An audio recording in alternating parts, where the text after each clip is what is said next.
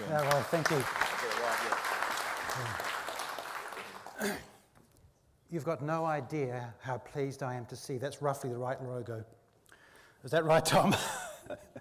We got approximately the right logo up. Look, there's been a lot of talk about change, and rightly so, in Rotary over the last few years. What I wanted to do tonight is actually paint the slightly bigger picture of change in terms of the evolution of civilization and humanity as we know it, and then perhaps ponder where Rotary fits into this equation. Sorry, I just got to pose for the photo. So good, thank you. Okay, now when we talk about change, we often talk about change over time in the context of what changed about what we did and how we did it. And it's usually driven by technology changes, things like fire, tools, the wheel, and agriculture, and that's all very interesting. They had a really big impact.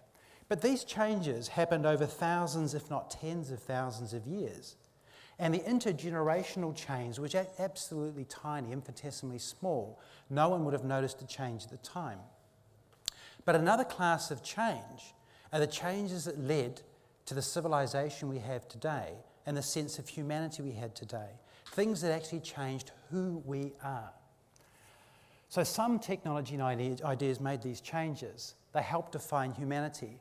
And these were things like the pencil and paper, the mirror, money, the idea of a state monopoly on violence, separation of church and state, novels, and we're going to talk a bit about that, and the equal contribution of women. And of course other things too, but hey, this is a 20-minute talk, so we'll pick out the highlights.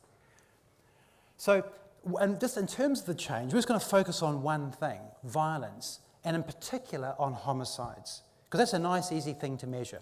Black and white, he's alive or he's dead. You know, violence is a bit subjective. So amongst the very best countries today, the homicide rates are down to around 1 per 100,000 per year. So just out of interest, I'm going to ask a question in a moment. How many people would say that New Zealand's at that end of the spectrum? The most peaceful, one of the most peaceful countries in the world, and who might think we're a little bit further down the chart? So hands up first, who would say New Zealand's actually one of the most peaceful countries in the world from a homicide point of view? A few hands.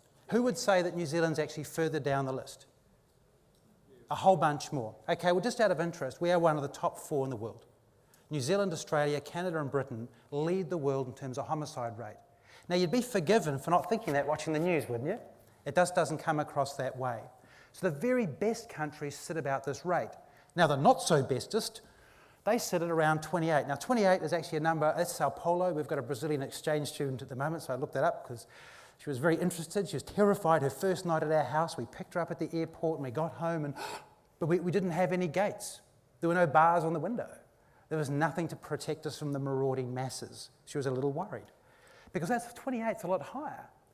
69, that's South Africa, and that's a really big change. Russia, higher again. Putin's personal tally's probably up there. But we haven't got really good measures for Russia. It's a little not so good about telling the story. But even these states today that perform very poorly, I mean, that's a huge difference from one, isn't it? They compare really well to tribal and hunter-gatherer communities that are in the many hundreds, around 500 typically, homicides per 100,000 per year. So disabuse yourself of any notions of the happy hunter-gatherers. They were happy when they weren't killing each other. So today's levels of homicides are at an unprecedentedly low level. And all violence has followed this. But why? What are the changes that have led to the situation we find ourselves in? A very peaceful time. Well, let's look at the last 50 years, because let's be honest, most of us were there. We've got a bit of an idea. So what's changed? We'll just consider how our attitudes as a community have changed to the discipline of children and wives. We've had the anti-smacking legislation recently. Drink driving. We had road tolls in the 70s which told the story. Mistreatment of animals. I mean, it wasn't national news in the mid-70s when my cat McCavity got shot with a slug gun, and certainly no one went to jail for it. But just in the last 2 weeks we've had stories about cats with bows and arrows in them. This is a big story now. It's a mighty change. Bullying in the workplace, polluting streams, homosexuality, speeding, racism, sexism. And again, just in the news in the last week, there have been cases reported of, oh, someone was caught doing 150 kilometres an hour down the west coast. It's national news. Well, do you remember what it was like before speed cameras? My mum She used to say it's totally okay, 85 miles an hour in her Jag. Down, and we're going to visit people. That was absolutely fine. There's been a massive change just in the last 50 years in our attitudes to a whole range of things. And this rate of social change is ongoing. But what if we cast the net back a little further? What if we wind back another 700 years or so? Back to the delightful Middle Ages. Well, they were pretty rude and smelly and gross. I don't know if I'm sure quite a few of you know a bit about it. There were no manners to be found. Nothing that would be called manners today. It was quite acceptable to defecate in public, even while mid-conversation. I mean, the etiquette guides that came out actually said things that you shouldn't do. You know, if you're going to go to the toilet, break off the conversation and take 3 steps backwards. That was considered a good guide. You know, it was just nothing like today. And if there was anyone from the Middle Ages amongst the community sitting here today, you'd all know about it. Not just the body odour, but the behavioural odour that went with it. Torture was routine and celebrated. We didn't hide it out the back. We tortured cats, we tortured people. We haven't got a full house tonight. But if this was the Middle Ages, all we'd have to do is put up some posters that we'd got someone from out of town, maybe from Richmond Rotary. We'd done a swap. And we were going to torture them on stage today because this was a normal mode of entertainment. The place would be packed. They'd be hanging from the rafters. And they usually kicked off with torturing a few cats. I mean, Gareth Moore would be beside himself. His thighs would be black and blue. Capital punishment was dished out for trivial reasons. Blasphemy, offending the church or someone in the church is all it took. You know, we were superstitious. You wouldn't want anyone to point at you and say, witch or warlock. That could be the end of you. That's all it would take. And murder was an acceptable response to any slight. One of the cute things about duels to the death is that people wrote letters and recorded about why they were doing it. And there's whole books of these letters, these anthologies, and you find letters in there about people who had a dispute over things like poetry. And there was one fantastic particular one where these 2 guys shot each other to death in an argument over poetry. And when the guy who lost, by the way, was dying, he said, oh, by the way, I've never read any poetry. But he was offended, so he duelled to the death over it. I mean, this is very different to today, isn't it? And if you went back to the Middle Ages to have a talk about empathy, you'd get quite a surprise, because it would have been a bit of a hard sell, particularly given their attitudes to cats. Can you remember imagine going knocking on some doors and say, look, I'm collecting money for the SPCA? I mean, there was no empathy. Life was hard enough without worrying about others. There wasn't even maternal and paternal empathy as we know it today. People didn't care so much even for their children. With no empathy, there was no hope for having a peaceful, caring society. But what? What changed? Well, there were many things that changed, but the one thing that was credited the most with driving the development or the realisation of empathy in our community was the novel, which is kind of weird. It was 1448, roughly. There's a bit of debate about the year when Gutenberg popped his press out, the first movable type press. Actually, it wasn't. There was one in China 300 years before, but they didn't know about it, so it never got mentioned. But the funny thing was about Gutenberg's press is that he didn't build his press to produce the novel. In fact, it took about 100 years for his press to get kind of refined to the stage it worked well, and another 200 years after that, so 300 years after the invention of the press in Europe, before novels were widespread and accepted and widely read. Can you imagine that level of change today? Got a new phone, 300 years later, texting? Things are moving a little bit quicker. But so what was it about the novel? Well, to appreciate a novel, to understand a novel, to enjoy a novel, you have to put yourself in the character's position. You've got to walk in their shoes. You've got to think their thoughts. You've got to feel their feelings. And you have to dream their dreams. You have to learn to think about the world from someone else's perspective. And that was the key change. People, when they started reading novels, then started thinking, oh gosh, what about the chimney sweep who stuck up the chimney? They used to think, God, I hope he doesn't kick about for too many nights before he dies, keeping me awake. Now they're going, oh no, what about him? What about the children of the witch we just burned at the stake? Or what about the family of the guy we tortured to death at the Theatre Royal? They started to care about others. And the novel is actually credited with being having the biggest impact on the development of empathy in our society of anything. But there was more. There was money. Now, money was interesting. It was more than just barter with bucks. Money allowed relationships to be built over broad distances and all sorts of directions that barter would never allow. And with commerce came this intriguing idea that the more civilized you were, the better you behaved, the better business was. People wanted to deal with people who they perceived to be trustworthy, to be honest, to be reliable. So it created some motivation towards developing manners and ethics and a bit of etiquette. But there was one interesting twist on top of this from a very greedy king. You see, he was watching all his peasants out there killing each other in cycles of retribution, and then occasionally demanding money from one another. Hey, you killed one of my kids' goats, whatever, didn't really matter, equal value. So I'm going to kill one of your kids' goats, etc., back unless you pay me this money. So he watched this reparation money being paid, and he thought, I've got this great idea. They can pay me. The king prefers the money. So that's what happened. And when that happened, he then required the knights, who just were violent warlords, no different to any violent warlords we have today, to go and collect the money, dispense any justice that might be deemed appropriate, and then take that money and bring it back to the court. The knights then had to change their behaviour markedly. They had to go from being violent warlords to being politically skilled, to being socially skilled, and developing what became known as courtly manners. Because if they turned up to the king being all belligerent, well, they might lose their job. They might lose their head. And this became the centre of developing manners as we know them today, and personal restraint, which there pretty much was none prior. What that led to was this idea of a state monopoly on violence. That is, if we have disputes amongst ourselves, we don't go and slug it out the back. We call the police and they dispense the violence. Well, the system dispenses the violence. Someone goes to jail, someone gets fined, something like that happens.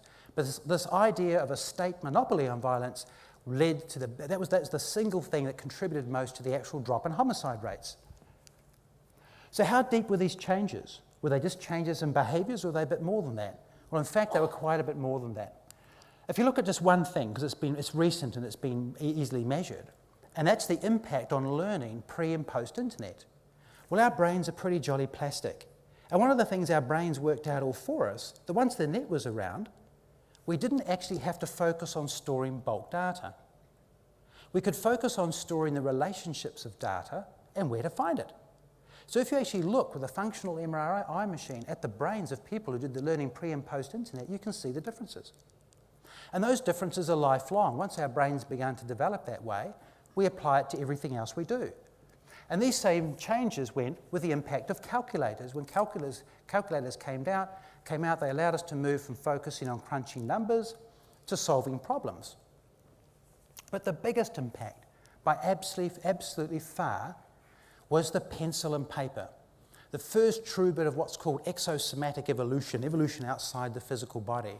Once the brain realised it had a scratch pad, it had a new form of memory as well as long and short term, it had this permanent kind of hard drivey thing on the side, how we solve problems, our capacity to solve problems and share ideas just absolutely took off. Some people in this room perhaps could solve a long division without a pen and paper. Probably the life and soul of the dinner party too. But most of us couldn't.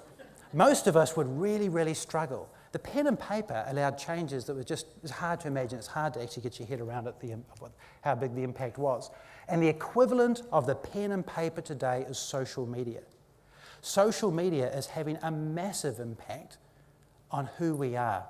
Now we all know that, right? We've heard about Gen X, we've heard about Gen Y, but what are the actual changes that are occurring and what are driving them? Well, a lot of them, in fact not all of them, are related to social media. But changes cut both ways. So far we've mostly talked about things, they're all fortuitous, but they're all kind of good as well. They're all taking us in the right direction. But that's not always so.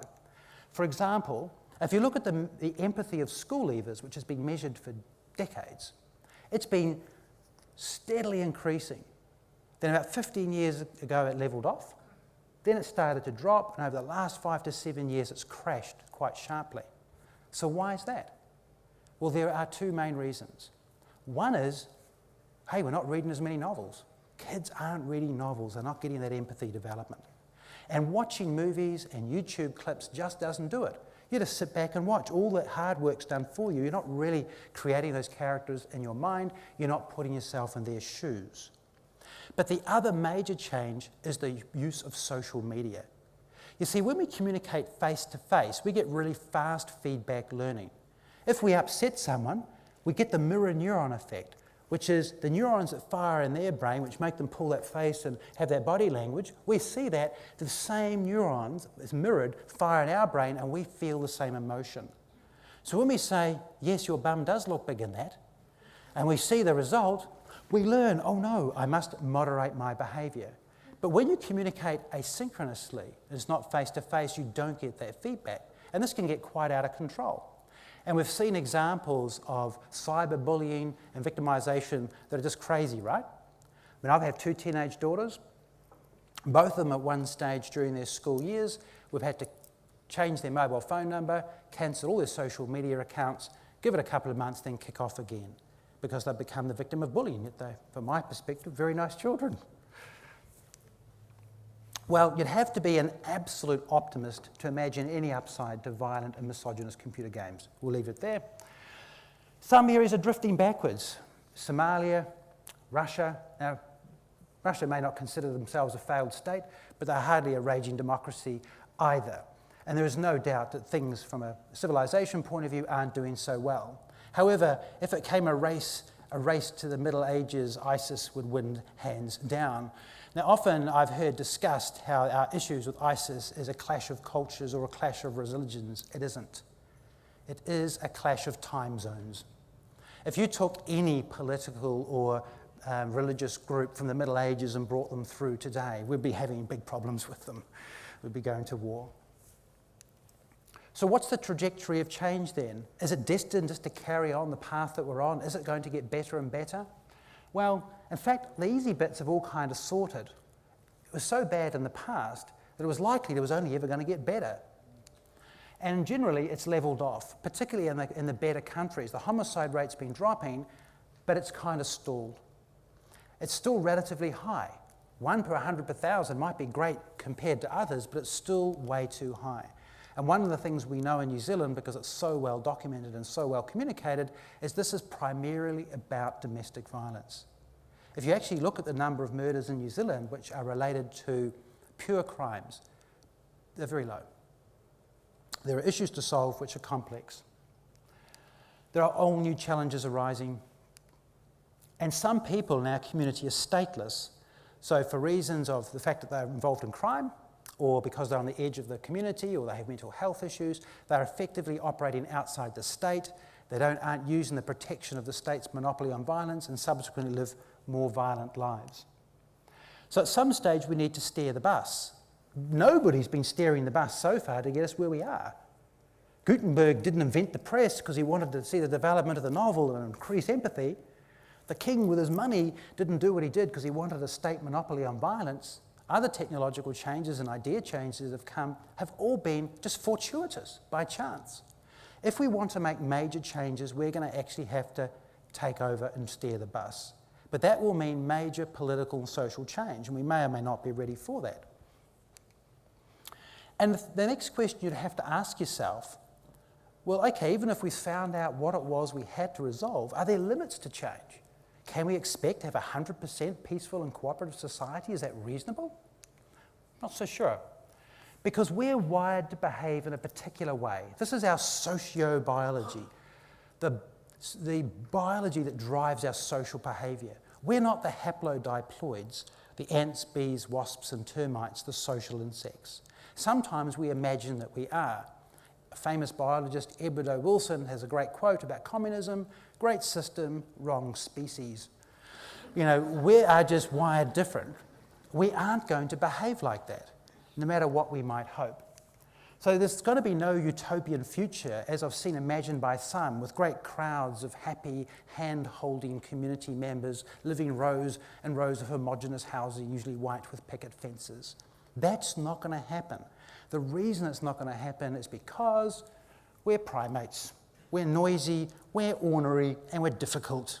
And we have 1 foot in each camp. And what I mean by that is that we've got 1 foot in the community camp. Yes, we live in a community. The fact we're here all today means we can care about our community, but you know what?